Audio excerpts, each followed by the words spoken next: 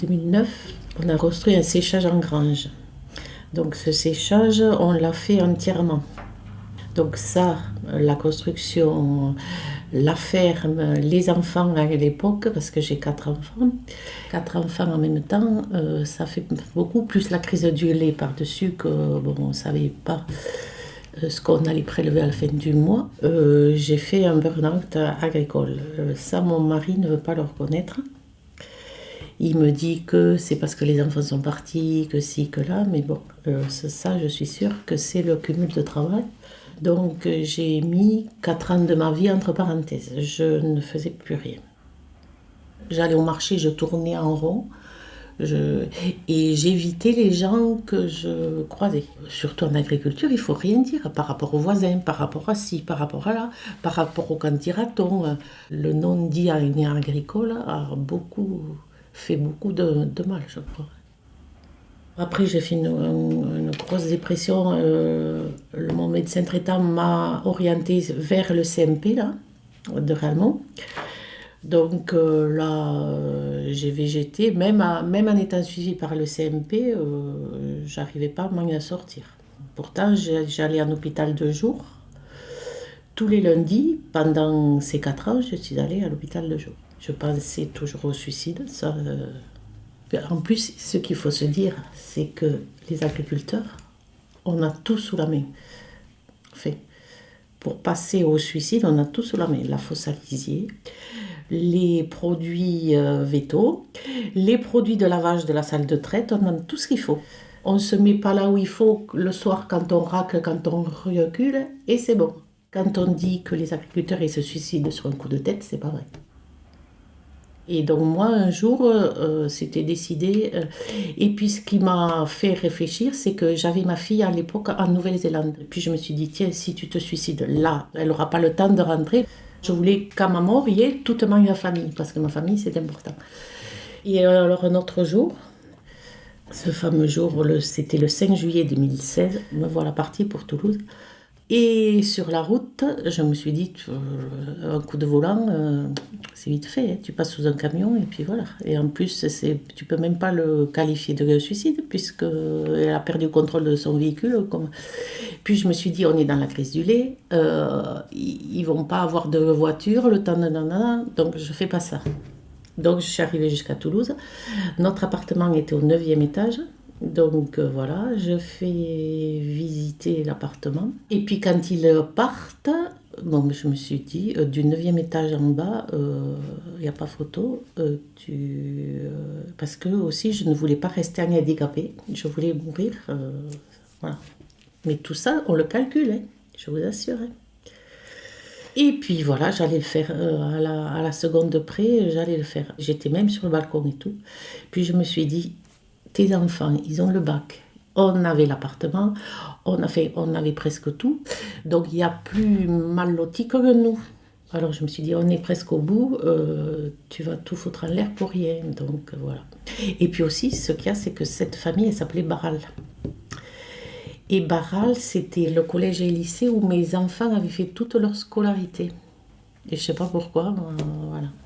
Et la coïncidence, tout ça, je me suis dit, tiens, c'est peut-être quelque chose comme ça. Et donc voilà. Et à partir de ce jour-là, je ne sais pas ce qui s'est passé et tout ça, j'ai recommencé à vivre, entre guillemets. Tellement que pendant 4 ans, là, je dépensais rien, j'avais rien acheté pour moi, tout ça. C'était les soldes. Je me suis acheté des trucs pour moi, je suis revenue à la maison. Et quand je suis revenue à la maison, j'étais transformée. Dans les 3 ans, là, j'ai fait quand même 3 mois avec un suivi psychiatrique. Des entretiens avec des psychologues, enfin avec des psychiatres et psychologues. J'étais sous Tranxène et compagnie et tout, que je prenais pendant 4 ans. Qui ne me faisait rien. J'ai tout essayé, mais quand il n'y a pas cette flamme de vie, quoi, ça ne sert à rien, quoi. Alors après, je suis tombée chez le kiné. Il y avait un flyer de la MSA où il y avait des numéros. On a commencé un groupe de parole comme ça. On a rencontré des agriculteurs aussi pour voir qu'on n'est pas seul. Dans ce cas-là, c'est de se sentir écouté, puis valorisé. Et puis ça coupe aussi, on passe une demi-journée où c'est qu'on sort carrément de l'exploitation. Et donc il y a une espèce de confiance entre nous et puis une entraide aussi pour dire tiens moi j'ai vécu ça, tu pourrais faire comme ça ou j'ai cette adresse, je te la donne, voilà. Les groupes de parole, ça finit par un repas où c'est qu'on échange. Et ça aussi, c'est bon, c'est en dehors de la séance. Chacun apporte, c'est très convivial et tout. Si on n'arrive pas à se confier, je vous dis, même les enfants, ils étaient déboussolés parce qu'ils ne comprenaient pas ce qui se passait. Et moi, j'étais tellement sur moi, repliée sur moi, que j'arrivais pas à leur expliquer. Là, maintenant, ça va. Je suis productrice de fleurs coupées et mon ex-compagnon était pépiniériste. Une petite exploitation à taille humaine, mais où il faut être présent un peu sur tous les fronts. Il y avait quand même beaucoup de choses en même temps. Il y avait quand même il y avait une séparation, il y avait comment gérer l'après-séparation, il y avait le cancer. Un soir d'avril 2014, je rentrais de ma journée de boulot. C'était en fin de journée et j'ai trouvé ma femme dans le coma. Tout devient compliqué, je me retrouve tout seul, quoi. Donc sur ces entrefaites, mon fils qui était en BTS élevage, ce BTS qu'il a eu d'ailleurs, il a arrêté son projet de licence, quoi. Il est venu avec moi sur l'exploitation. Très vite, on s'est retrouvé confronté à deux problèmes, la chute des prix des céréales et la chute de la crise laitière qui nous a frappé de plein fouet. Donc on a monté un projet d'autonomie alimentaire, on a investi sans l'accord de personne sur des outils pour aller dans ce sens. On a été un peu hasardeux, quoi. Et après, dès qu'on a eu investi, les banques nous ont refusé de nous suivre sur ces investissements. Et aujourd'hui, je peux dire que... Enfin, je sais pas... Mon cœur dit quand même que j'ai souvent eu l'envie de me lâcher, quoi. J'ai été employé pendant très longtemps, à peu près une vingtaine d'années dans une entreprise agricole, viticole, avec du personnel un petit peu, avec une vision d'entreprise, avec des choses qui m'ont toujours à peu près convenu et d'autres évidemment moins. Petit à petit, je trouvais plus tout à fait mon compte, c'est-à-dire que j'avais du mal un petit peu à garder une place qui m'apportait des choses qui faisaient que mon rôle avait un sens. Ça a duré plusieurs mois, voire même peut-être un an et demi, 2 ans, enfin quelque chose comme ça. Donc je voyais que j'étais pas bien, je voyais que des choses devenaient compliquées. Ma compagne me le disait d'ailleurs, elle me disait mais c'était compliqué, mais j'écoutais pas. Bon, parallèlement à ça, donc il y avait dans ma famille il y avait un souci de santé. Des choses se sont un petit peu tendues, mais sans que ce soit facile de parler. Je me suis retrouvé dans une situation de blocage, voilà, très important. Et qui a fait que, en fait, il y a eu une grosse scission, une grosse tension avec le propriétaire, qui a abouti à ce que je tombe en burn-out très violemment, avec de son côté une menace de licenciement. Enfin voilà, très vite, j'ai essayé de me faire entourer donc de mon médecin traitant qui m'a arrêté pour burn-out, de la médecine du travail. J'ai essayé de me rapprocher de la médecine du travail. Très vite, j'ai rencontré une assistante sociale de la MSA et qui m'a déjà fait du bien par son écoute, mais ça a été très vite, et ensuite rapidement qui m'a parlé de ce groupe de parole et que je connaissais absolument pas. Elle m'a dit voilà, c'est quelque chose qui est en train de se mettre en place. Moi, j'étais vraiment complètement bloqué, je savais plus quoi faire, j'avais l'impression d'être en chute libre. J'ai résisté par amour de mon fils, de ma femme, de ma famille, quoi. Et peut-être c'est pour ça que je suis là aujourd'hui. Ce qui m'a aidé à résister, c'est les groupes que j'ai rejoints, ces groupes de parole.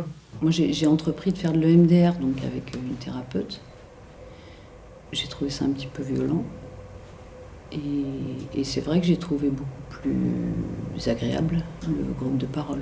Parce que je pense que le groupe est plus intéressant que... Enfin, moi, il m'apporte plus. Le groupe m'apporte plus que juste une thérapeute. Ça, c'est sûr.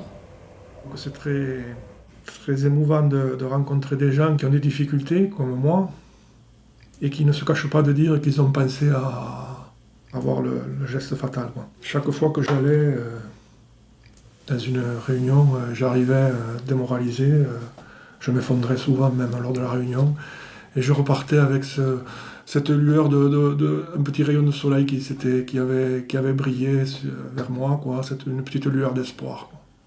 Je faisais un peu un déni de parole, j'avais du mal à en parler, même ma compagne, je faisais front, mais c'était bloqué. Et donc justement, c'est là que je me suis rendu compte que le fait de pouvoir parler de façon répétée, donc, puisque ces groupes de parole avaient lieu à peu près une fois par mois, au début ça a été compliqué, on me forçait un peu à parler, j'écoutais plus que j'avais envie de parler, quand mon tour allait venir, je me disais mais qu'est-ce que je vais dire ? Je sentais vraiment un gros blocage de la parole. Et donc petit à petit, j'ai pu à la fois m'exprimer, entendre le mal-être d'autres personnes, et justement le fait que ce soit espacé mais pas trop, ça permettait à la fois de prendre du recul sur soi, du recul sur les autres personnes, et de voir qu'il y avait des choses qui évoluaient. Moi je dirais que c'est une expérience chouette, parce que d'abord on est écouté par des thérapeutes, puisqu'elles sont deux. Il y a des personnes extérieures mais qui ne sont pas là pour juger. Enfin, moi je me sentais à l'aise en tout cas. Mais en fait là ça se fait de façon fluide.